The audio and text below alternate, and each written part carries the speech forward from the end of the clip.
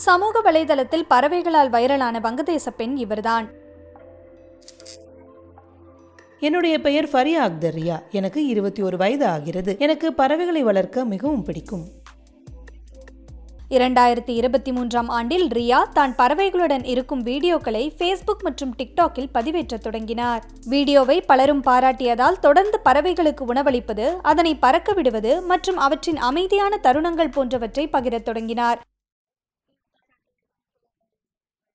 நான் எப்போதாவது ஒரு வீடியோவை பதிவிடுவதில்லை. மக்கள் அதிகமாக பார்க்கும் நேரத்தை கவனித்து அதன்படி பதிவிடுகிறேன். குறிப்பாக வாரத்திற்கு 3 வீடியோக்களை வெளியிடுகிறேன். சில நேரங்களில் அந்த எண்ணிக்கை அதிகரிக்கலாம். வீடியோ எடிட்டிங்கிற்கு அதிக நேரம் எடுத்துக்கொள்ளும். அதனால் அதற்கு என் கணவர் உதவியாக இருக்கிறார்.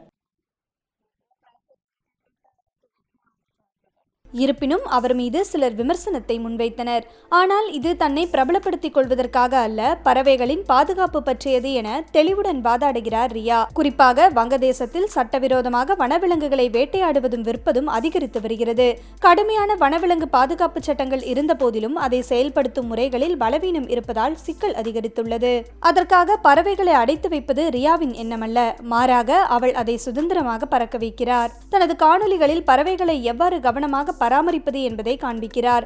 இது உள்ளூர் வனவிலங்குகளை பாதுகாக்க மற்றவர்களை ஊக்குவிக்கும் என ரியா நம்புகிறார். இன்று ரியாவின் வீடியோக்களை 13 லட்சத்துக்கும் அதிகமான பார்வையாளர்கள் பின்தொடர்கின்றனர். அவரது வீடியோக்களிலிருந்து கிடைக்கும் வருமானம் பறவைகளுக்கான உணவு விற்பனை செய்யும் ஒரு துணை தொழிலை தொடங்க அவருக்கு உதவியுள்ளது. இதனால் அவரின் குடும்பத்தின் பொருளாதாரமும் உயர்ந்துள்ளது.